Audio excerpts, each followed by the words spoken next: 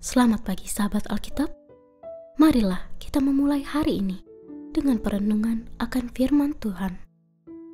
Bacaan Alkitab kita pada hari ini diambil dari 1 Samuel pasalnya yang ke-11 ayat 1 sampai dengan 10. Nahas, orang Amon, bergerak maju dan berkemah mengepung Yabes Gilead.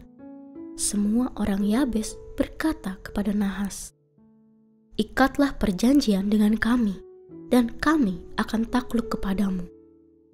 Tetapi Nahas, orang Amon itu, berkata kepada mereka, "Dengan syarat inilah aku akan mengikat perjanjian dengan kamu.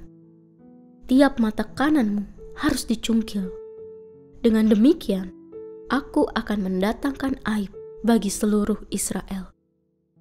Kemudian tua-tua Yabes berkata kepadanya, "Berilah kelonggaran kepada kami selama 7 hari, supaya kami mengirim utusan-utusan ke seluruh wilayah Israel.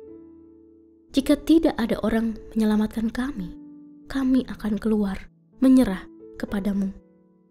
Ketika utusan-utusan itu sampai di Gibea Saul dan menyampaikan hal itu kepada bangsa itu, menangislah seluruh bangsa itu dengan suara nyaring. Saat itulah Saul datang dari ladang menggiring lembunya. Saul pun bertanya, "Ada apa dengan orang-orang itu sehingga mereka menangis?" Mereka memberitahukan kepadanya apa yang dikatakan orang-orang Yabes itu.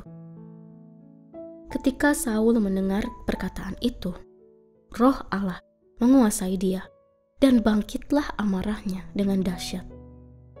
Ia mengambil sepasang lembu, memotong-motongnya dan mengirimkannya ke seluruh wilayah Israel melalui utusan-utusan dengan pesan, "Siapa yang tidak maju mengikuti Saul dan Samuel, lembunya akan diperlakukan seperti ini."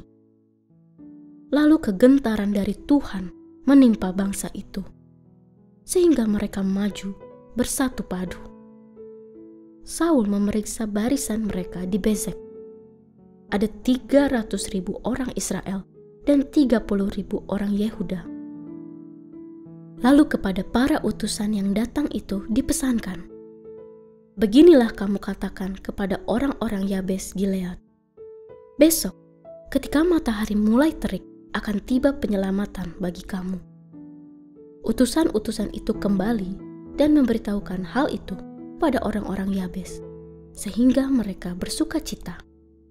Orang-orang Yabes berkata kepada Nahas, "Besok kami akan keluar menyerah kepadamu, dan kamu boleh berbuat terhadap kami apa saja yang kamu pandang baik." Sahabat Alkitab, catatan yang muncul pada ayat 6 sangat mungkin disalahartikan oleh pembaca yang memahaminya justru secara negatif dan keliru, apalagi jika digunakan untuk membenarkan tindakan diri yang penuh marah-marah. Kita perlu memahami terlebih dahulu bahwa pada dasarnya marah merupakan salah satu emosi yang wajar dimiliki oleh manusia. Artinya, memiliki emosi ini bukan serta-merta menjadikan kita salah. Meski tidak juga berarti kita harus hidup di dalam amarah secara terus-menerus. Itulah sebabnya diperlukan penguasaan diri yang baik agar kita juga tidak kalap hingga bertindak dalam kebodohan. Kemudian, kemunculan ayat ini juga menunjukkan adanya otoritas Tuhan yang bekerja di dalam diri Saul sebagai Raja Israel.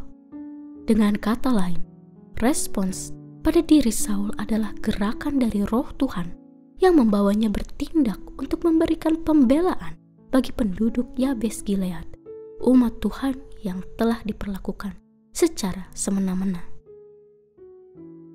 Sahabat Alkitab, gerakan Roh Tuhan pada diri Saul telah membimbing dan memampukannya bertindak dengan penuh keberanian untuk menghadirkan pertolongan bagi mereka yang membutuhkan. Meskipun hal itu berarti Saul harus melawan kuasa yang tidak dapat dipandang sebelah mata. tanpa ada roh Tuhan yang berotoritas melalui dirinya, Saul tidak akan mungkin berani dan sanggup mengambil tindakan yang demikian. Roh Tuhan yang ada pada dirinya itulah yang telah memberikan sensitivitas untuk merasakan penderitaan penduduk Yabes Gilead, hingga ia merasa berkewajiban untuk melakukan tindakan nyata dalam menolong mereka.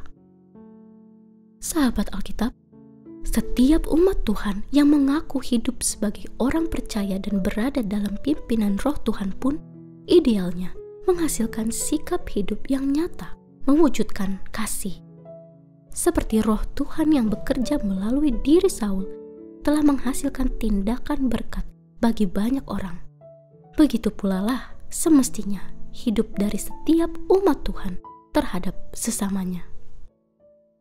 Hal ini berarti kita juga perlu membuka diri untuk sepenuhnya dipimpin oleh roh Tuhan bekerja melalui diri dan hidup kita. Kemudian, kita pun tidak dapat meninggikan diri atas setiap perbuatan baik yang mampu kita lakukan. Ingatlah bahwa pada dasarnya, kehadiran roh Tuhan yang bekerja di dalam diri kita telah menghasilkan sensitivitas rasa terhadap kondisi sesama, memanggil dan menuntun kita untuk mewujudkan tindakan kasih secara nyata. Jadi, apakah kita sudah memberikan diri untuk dipimpin roh Tuhan menghasilkan tindakan kasih bagi sesama? Mari kita berdoa.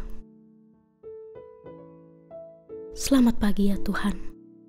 Kami bersyukur atas setiap kesempatan yang Engkau berikan kepada kami dalam perjalanan hidup kami. Bimbinglah kami ya Tuhan untuk menggunakan setiap momen dengan bijaksana, agar setiap tindakan yang kami lakukan dapat memuliakan dan menyenangkan hati-Mu. Berikanlah kami kesadaran iman yang takut akan Engkau, agar kami dapat mengambil keputusan yang benar dan mengikuti kehendak-Mu dalam segala hal. Kiranya setiap langkah kami menjadi kesaksian atas kemuliaan-Mu di tengah dunia ini. Di dalam nama Tuhan Yesus, kami berdoa. Amin.